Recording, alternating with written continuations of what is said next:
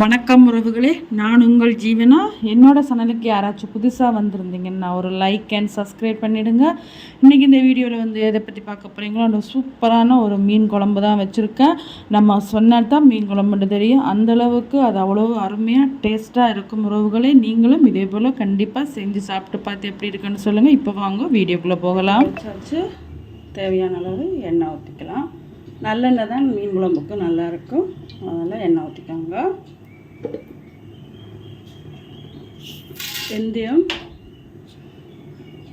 கடுகு, உளுத்தம்பருப்பு, சீரகம் நல்லா பொரியட்டும். கடுகு நல்லா பொரியுது. இப்போது கருவேப்பிலை கட் பண்ணி வச்சுருக்க வெங்காயத்தை போட்டுக்கலாம். பச்சை மிளகாய் நான் இந்த மாதிரி ரெண்டாக உடைச்சிட்டு போகிறேன். உங்களுக்கு கட் பண்ணி போடணும்னா நீங்கள் போட்டுக்கலாம். ஒரு 3 பச்சை மிளகா போட்டுக்கிறேன். அப்போதான் காரசாரமாக நல்லாயிருக்கும். இப்போது வெங்காயம் நல்லா வதங்கிட்டு அந்த கேப்பில் வந்து நம்ம இதுக்கு தேவையான மசாலா வந்து அரைச்சிட்டு வந்துடலாம்.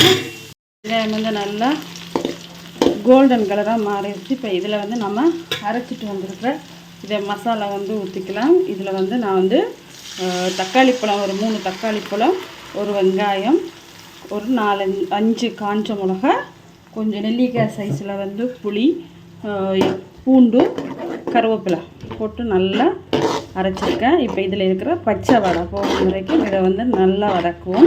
இந்த கிரேவி குழம்பு வந்து நல்லா திக்னஸ்ஸாக கொடுக்கும். அது மட்டும் இல்லாமல் நம்ம எப்பயும் போல் ஒரே மாதிரி வைக்காமல் இந்த மாதிரி டிஃப்ரெண்ட்டாக வச்சோம்னா பசங்க ரொம்பவுமே விரும்பி சாப்பிடுவாங்க. இப்போ இதில் இருக்கிற பச்சை வாசம் போகும் வரைக்கும் நல்லா வதக்குங்க. பார்த்திங்களா, இதில் நல்லாவே உங்களுக்கு தெரியுது. இந்த பச்சை வாடையெல்லாம் போகும், ஸ்மெல்லே சூப்பராக இருக்கும். இப்போ நம்ம இதில் வந்து உங்களுக்கு எவ்வளோத்துக்கு தேவையான குழம்பு தேவையோ அந்த எல்லாத்துக்கு தண்ணி ஊற்றிட்டு சால்ட்டு போட்டு ஒரு கொதி வரட்டும். கொதி வந்ததுக்கப்புறமா நம்ம வந்து கழுவி வச்சுக்க மீனை வந்து இதில் போட்டு எடுத்துக்கலாம். இப்போ இது தேவையான மசாலா போட்டுக்கலாம். ஆல்ரெடி 5 மிளகாய் போட்டு தான் அரைச்சிருக்கோம், அதனால் காரம் கொஞ்சம் பார்த்து இது போடுங்க. இது குழம்பு மிளகாத்தூள் போட்டாச்சு. இப்போ இது நல்லா கொதிக்கட்டும். மிக்ஸ் பண்ணிவிட்டு ஒரு கொதி வந்ததுக்கப்புறமா மீனை போட்டு மூடி வச்சிட்டோம்னா சூப்பரான மத்தி மீன் குழம்பு வந்து ரெடி ஆகிடும். மூடி வச்சு ஓப்பன் பண்ணி காமிக்கிறேன்னு பாருங்கள். அந்த ஸ்மெல்லு சூப்பராக ஒரு அரோமா ஸ்மெல் பாருங்க, அவ்வளோ நல்லாயிருக்கும்.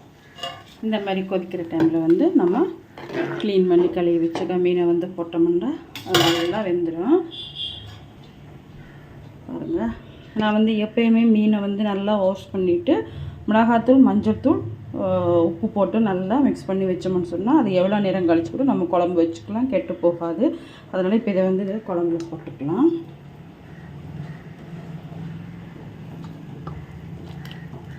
இதை வந்து பாதி நான் வறுக்க போகிறேன். கொஞ்சம் போட்டு மீதி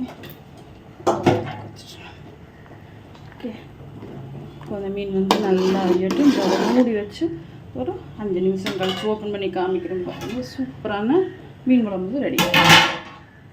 பார்த்தீங்களா உறவுகளே, 10 நிமிஷம் கழித்து நான் ஓப்பன் பண்ணி காமிக்கிறேன். எவ்வளவு சூப்பராக எண்ணெயெல்லாம் மேலே திரண்டு வந்திருக்கு பாருங்கள். குழம்பு வந்து ரெடி ஆயிடுச்சு. அதோட டேஸ்ட்டும் சுவையுமே வித்தியாசமாக ரொம்ப நல்லாயிருக்கும். மீன் குழம்பு சாப்பிடாதவங்களையும் சாப்பிட தூண்டும். உண்மையாகவே அவ்வளோ அருமையாக இருக்கும் உறவுகளே. ஓகே உறவுகளே, இந்த வீடியோ உங்களுக்கு பிடிச்சிருந்தா லைக் பண்ணுங்கள், ஷேர் பண்ணுங்கள், கமெண்ட் பண்ணுங்கள். மறக்காமல் சப்ஸ்கிரைப் பண்ணி பெல் பட்டனை அழுத்தி விடுங்க. அப்போ தான் நான் போகிற வீடியோஸ் எல்லாம் உங்களுக்கு உடனே வரும் உறவுகளே. மீண்டும் இன்னொரு வீடியோவில் உங்களை சந்திக்கிறேன். நன்றி, வணக்கம்.